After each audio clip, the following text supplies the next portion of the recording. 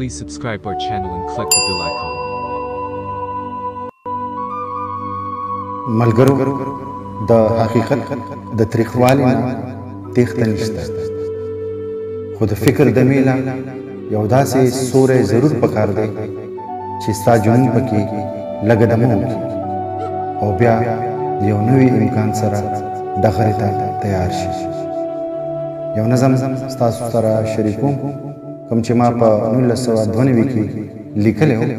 د دې نظم عنوان دی سفر یعنی شلټر. نظم څه په دې ډول دی: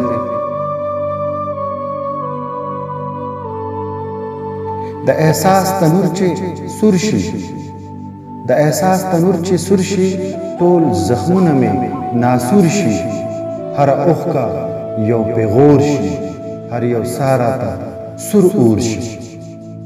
هر ساعت ایره ایره شي، هر دستار ریخه ریخه شي، او د وهمونو په انبار کې په بېوسه شان خمار کې، د مطلب په قافلو کې، د غرور په زلزلو کې، د هوس په دایرو کې، په ناترسه وسوسو کې، چې د ذات په سفر وځم نو د خیال دنیا ته لاړ شم.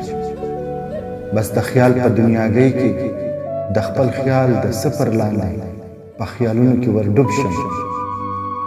غیر چاپیره یوه دشته چې د خیال عمره خوره ده، ډېر رنګونه دلته نشته، بس پیکشن ننداره ده.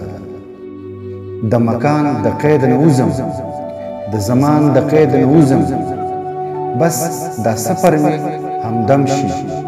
تنهایی د زړه مرهم شي، امیدونه مې تس نس شي، حسرتونه مې غوس غوس شي، مظلومانې مې ګیلې شي، قاتلانې دلاسې شي.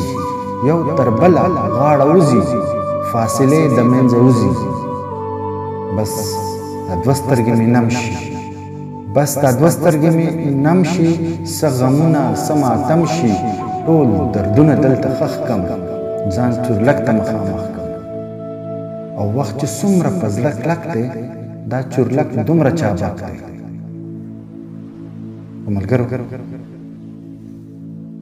ختمه نه ده، سکه ژوند لویه قصه شوه یا نغمه که مرثیه شوه، چې دا سفر مې آباد وي، دا لټون مې په زړه ښاد وي. هر چورلک مې د خپو لاندې او زما فکر کې ورباندې، د خیراز جنون په وړاندې او د دې سفر د لاندې. زه شهید یم، زه غازي یم، دا سنګر زه ابدالي یم، دا سنګر زه ابدالي یم.